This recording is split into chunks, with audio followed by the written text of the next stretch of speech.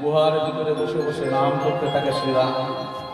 ভক্তমন্ডলী আমার, ভক্তিমতী মায়েরা, সকালবেলা যখন উপর এলো, গোবিন্দ আমার রাধারানীর কাছে বিদায় নিতে গেলেন। রাধারানী বললেন, হে গোবিন্দ, তোমার জন্য এই বৃন্দাবন, এই বৃন্দাবনে আমি এসেছি।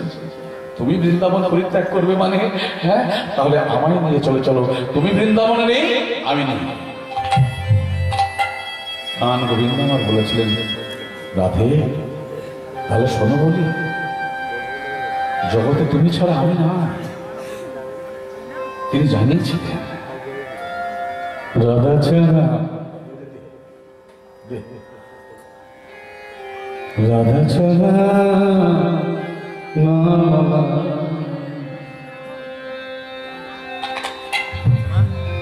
রাধা ছাড়া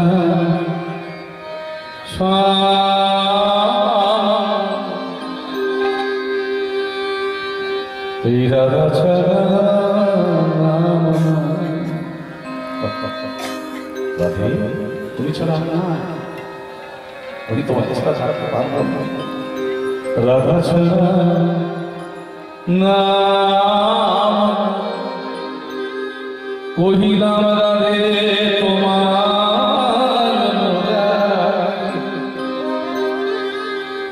প্রেম হইল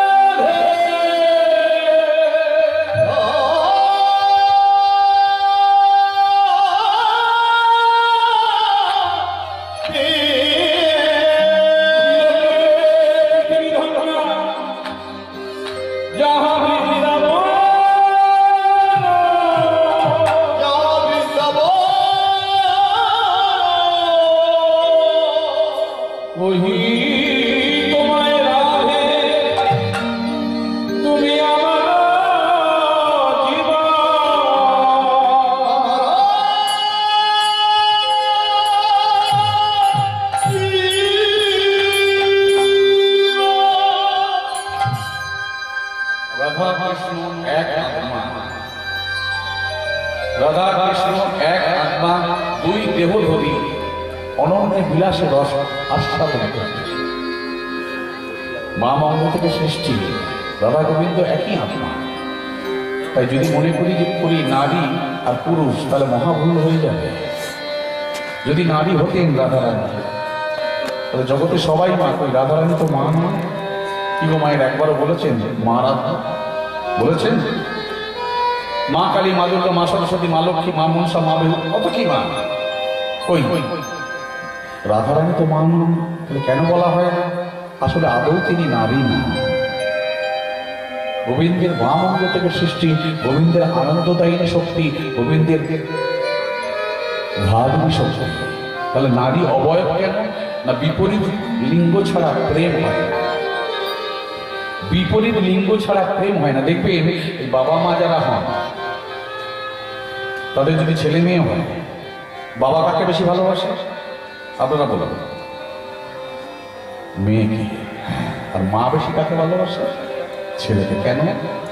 গোবিন্দ সেটাই প্রেমকে আস্বাদন করবার জন্য রাধারানীকে বিপরীত লিঙ্গের সৃষ্টি করেছিলেন। কিন্তু রাধারানী নারী না, নারীর অবয়ব। আর বিপরীত লিঙ্গ ছাড়া প্রেম হয় না। সেই প্রেমকে আস্বাদন করবার জন্য রাধারানীকে নারীর অবয়ব সৃষ্টি করেছিলেন। কিন্তু যেমন এই নদীর পাড়ে একটা গাছের ডাল বসিয়ে দিন, মনে করেন জবা ফুলের ডাল বসিয়েছেন, 6 মাস পরে ফুল হবে। কি ফুল হবে বলুন? জবা ফুল হবে, গাঁদা ফুল হবে, কি অন্য ফুল হবে? হবে না। তাহলে গোবিন্দ সর্বশ্রেষ্ঠ পুরুষ, গোবিন্দের অঙ্গে থেকে সৃষ্টি। রাধারানী পুরুষ, তবে নারীর অবয়বে তিনি, কারণ তিনি ভক্ত স্বরূপিনী। তাই বলা হয় কি ভক্ত শ্রেষ্ঠা শিরোমণি প্রেমময়ী রাধারানী। কেউ বলেন না মা রাধারানী। সেই রাধারানীর কাছে যখন গেল, বলো তুমি আমায় নিয়ে চলে চলে, বলো রাধে দেখো তুমি, রাধার দুপাশে দুটো কৃষ্ণ, দক্ষিণে কৃষ্ণ, বামে কৃষ্ণ। বলো তুমি কোন কৃষ্ণকে চাও? বললো আমি তোমার বামে থাকি, দক্ষিণে কৃষ্ণ আমি চাই। বামে কৃষ্ণ যাক মথুরায়, মথুরায় চলে গেল। রক্ত মাংসের কৃষ্ণ অপ্রাপ্ত দেহ নিয়ে রয়ে গেলেন ভগবান কৃষ্ণ কোথায়? বৃন্দাবনে। ওখানে গিয়ে বংশবধ হলো, কুবজা উদ্ধার হলো। কুবজাকে বললো আমি যাবো দ্বারকায়, তুমি আমায় বিদায় দাও। বললো তোমার জন্য আমি এই অভিশাপ প্রাপ্ত দেহ নিয়ে রয়েছিলাম বা থেকেছিলাম, তুমি এসে আমায় উদ্ধার করে তুমি চলে যাবে, আমি তোমায় ছাড়বো না। কুবজার পাশে দুটো কৃষ্ণ হলো, দক্ষিণে কৃষ্ণ বামে কৃষ্ণ।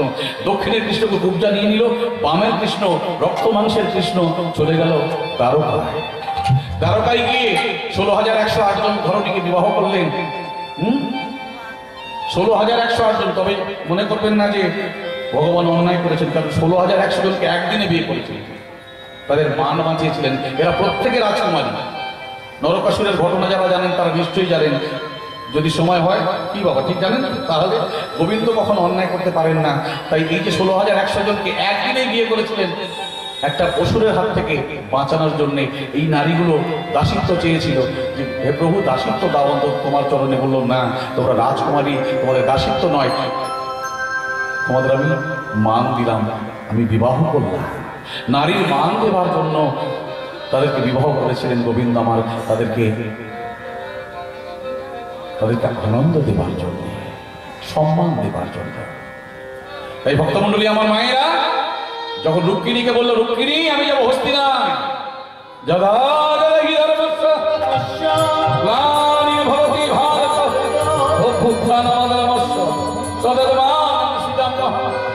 পরিত্রাণায় সাধু বিনাশায় ধর্ম সংস্থাপনার্থায় সর্বভাবী যুগে যুগে সর্বভাবী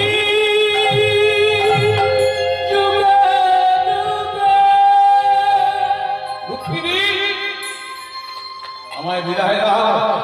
বললো হবে না, আমার পদযুগল সেবা আমি কাকে করবো? প্রতিদিন তোমার রুক্মিণীর পাশে দুটো কৃষ্ণ, দক্ষিণে কৃষ্ণ বামে কৃষ্ণ। বামের কৃষ্ণ চলে এলো মথুরায়। মায়েরা কটা কৃষ্ণ হলো ভক্তমন্ডলী বাবারা মায়েরা? 4টে কৃষ্ণ। একজন বৃন্দাবনে, একজন দ্বারকায়, একজন মথুরায়, আর একজন হস্তিনায়। এই 4 কৃষ্ণ দ্বাপর যুগে ছিল 4 ভাই, রাম লক্ষ্মণ ভরত শত্রুঘ্ন। আবার ওই ত্রেতা যুগে ছিল 4 ভাই, রাম লক্ষ্মণ ভরত শত্রুঘ্ন। আবার ওই ত্রেতা যুগের 4 ভাই সত্য যুগে ছিল 4 নারায়ণ, শঙ্কর্ষণ নারায়ণ, বাসুদেব নারায়ণ, অনুরুদ্ধ নারায়ণ, প্রদ্যুম্ন নারায়ণ। হরি হরি বল। আজকে চলে গেল মথুরায়। মথুরায় গিয়ে কংসবধ হলো। কংসবধ থেকে তারপরে দ্বারকায় গেলেন। দ্বারকায় এসে লীলা শেষ করলেন। দ্বারকায় এসে লীলা শেষ করলেন কিভাবে? জরাব্যাধের হাতে। কেন বললেন? ওই যে অষ্টবক্র মুনি ঘটনা, অনেক বড় ঘটনা বললে সময় চলে যাবে। তাই গোবিন্দ মা লীলা শেষ করলেন। আজ থেকে 537 বছর আগে সেই রাধা কৃষ্ণের মিলিত বিগ্রহ তনু আমাদের গৌর গোবিন্দ চলে এলেন। ভক্তমন্ডলী আমার মায়েরা কোথায়? শচীগর্ভ সিন্ধু মাছ হতে ওই সুরধনী গঙ্গার তীরে নদিয়া নবদ্বীপ মাঝে তিনি উদয় হলেন। বৈষ্ণব কবি কলম দিয়ে দিলেন ফাল্গুন পূর্ণিমা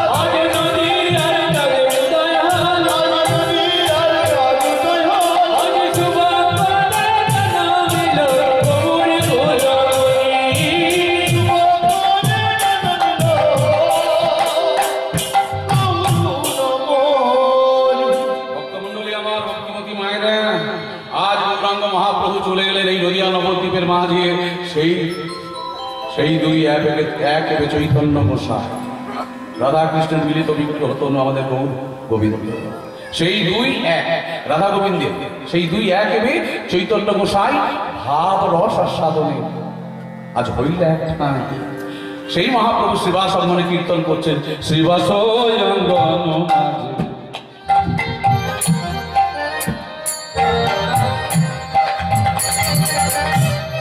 প্রভু আমার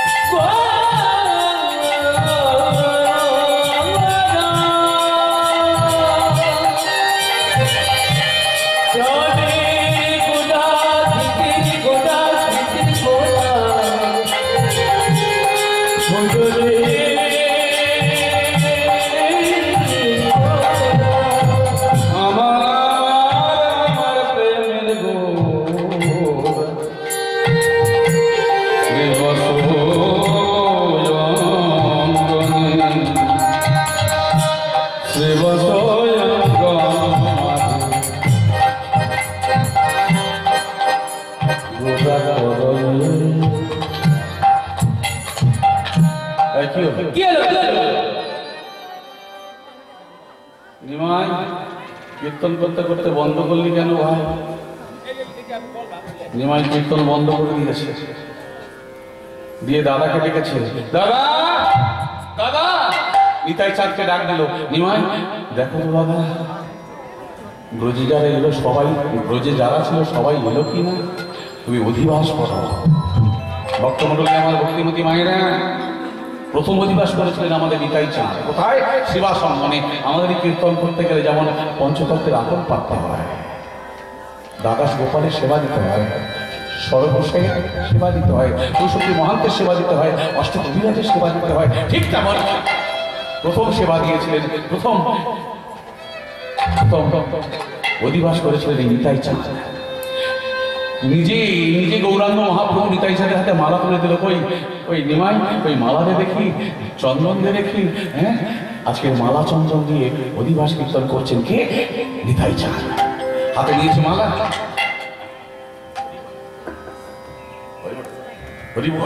আজকে মালা নিয়ে আর চন্দন নিয়ে অধিবাস করছে। আপনি নিতাই মালা চন্দন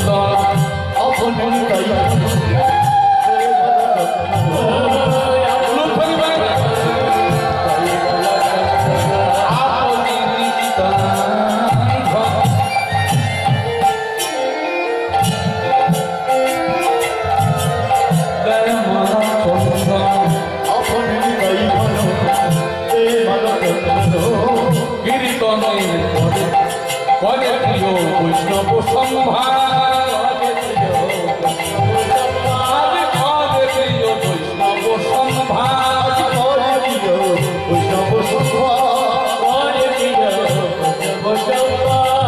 তোমরা বৈষ্ণব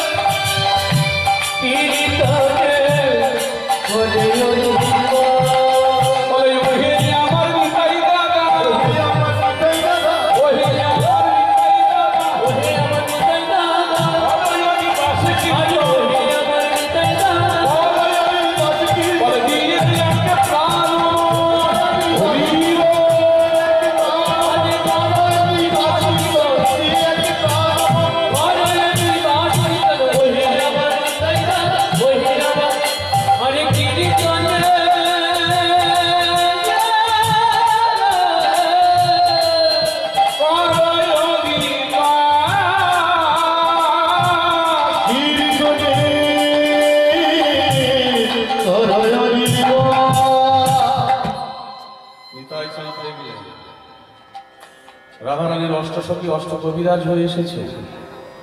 রাধারানী এত আদুরে ছিল আর কি, ভক্তমণ্ডলী আমার মায়েরা তাকে সাজানোর জন্য আটটা সখী রেখেছিল।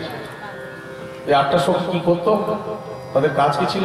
একজন আলতা পরিয়ে দেবে, একজন নুপুর পরিয়ে দেবে, একজন শাড়ি পরিয়ে দেবে, একজন কোমরের ধুতি বেঁধে দেবে, একজন কুণ্ডল কানে দুল পরিয়ে দেবে, একজন ওই কাজল পরিয়ে দেবে, একজন ওই ওই কি বলে এত সব বলে না, ওই ওই ফেলাক করে দেবে। হ্যাঁ, তো এমন করে আটজন ছিল। তারা আবার এই আটটা সখী এত আদুরে, তাদের আবার আটটা করে সখী ছিল, 64 সখী, মঞ্জুরি সখী। আয়ন ঘোষের বাবা গোলগোপ ঘোষ একটা ছেলেকে বিয়ে দিয়ে 73 জন বৌমা এনেছিল, জানেন? ভেবে দেখুন, দেবেন ছেলের বিয়ে? হ্যাঁ, একটা খাওয়াতেই হিমশিম। আর 73 জন যদি খায় কেমন হবে না? রাধারানীর সঙ্গে আটটা সখী, আবার তার সঙ্গে 64 মঞ্জুরি সখী, সব কটাকে ঘরে তুলতে হয়েছিল। দুটো কথা দিয়েছিল, এখনকার দিনে ছেলে মেয়ের বিয়ে হলে ছেলের বাবাকে নাকি মেয়ের বাবাকে পণ দিতে হবে, কিন্তু তখনকার দিনে ছিল ছেলের বাবাকে পণ দিতে হবে। তাই কৃপণ ধনী ছিলেন এই গোলগোপ ঘোষ। এসে বলেছিলেন, বিআই মশাই, আমার ছেলেটার সঙ্গে আপনার মেয়ের বিয়ে দিতে চাই, বলো রাজি? বলে তবে কিছু দিতে পারবো না। তখন রাধারানীর বাবা বিশ্বভানু রাজা বলেছিলেন, দুটো কথা দিতে পারবো? বললো হ্যাঁ, কথা তো বিনা পয়সায়, তো দিয়ে দেবে। বেশ, যা বলবেন আমি শুনবো। দুটো কথা। বলে প্রথম কথা, আমার মেয়েকে নিতে গেলে সঙ্গে 8টা মেয়ে নিতে হবে, কারণ আমার মেয়ে বড় আগে সর্বনাশ। একটা ছেলের বিয়ে দিয়ে 9 জন, ভিতরে থর করে কাঁপছে। কৃপণ তো, উদার ধ্বনি আছে, কৃপণ ধ্বনি আছে। কৃপণ ধ্বনি তো হ্যাঁ, থর করে কাঁপছে। বলে দ্বিতীয় কথা কি? বলি 8টা সখী এত আদুরে, ওদের আবার 64টা সখী আছে, ওটাও নিতে হবে। ভেবে দেখুন, একটা ছেলের বিয়ে দিয়ে 73 জন বৌমা, ভাবা যায়? হ্যাঁ, একটা বউ সঙ্গে। তো আজকে নিতাই চাঁদ দেখলো সেই 64 মঞ্জুরি সখী 64 মহান্ত হয়ে এসেছে। তাদের মালা চন্দন দিলেন, অষ্টসখী অষ্টকবিরাজ হয়ে এসেছে, তাদেরকে মালা চন্দন দিলেন। রাধারানী এসেছে বরাবর হয়ে তাকে মালা চন্দন, রায় রামানন্দ, স্বরূপ দামোদর, সবাই এরা কারা? ললিতা, বিশাখা, চিত্রা, চম্পকলতা করেছে ওইসব। তাহলে এদিকে শ্রীবাস এসেছে, শ্রীবাসকে নারদ, সেখানে মালাচন্দ্রন। ওদিকে অদ্বৈত প্রভু এসেছেন, দেবাদিদেব মহেশ্বর গোপেশ্বর তিনি এসেছেন, তাকেও মালাচন্দ্র। কিন্তু 12 জন যে প্রধান রাখাল, 11 জন এসেছে, একজন আসেনি। ওই 11 জনের গলায় মালা দিল, চন্দন দিল। 11 গোপাল হয়ে এসেছে তারা। 12 রাখাল যারা, তারা 12 গোপাল হয়নি, 11 গোপাল। একজন আসেনি। কে আসেনি মায়েরা? তার কথা শুনছেন এতক্ষণ ধরে? ওই বৃন্দাবনে কে আসেনি? বৃন্দাবন থেকে এই কলিযুগে কে আসেনি? বলুন, আপনারা বলুন। শ্রীরাম গুহার ভিতরে বসে বসে নাম করছে, ভাইয়া রে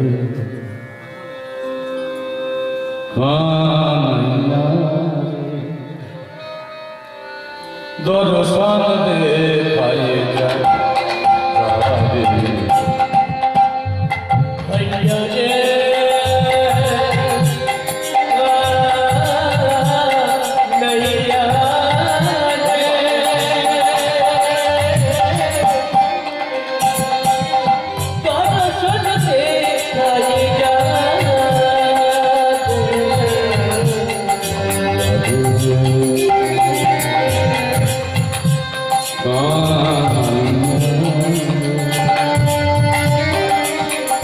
দর্শন দে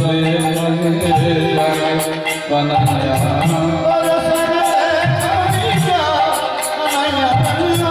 দর্শন দে জলে কানায়া, দর্শন দে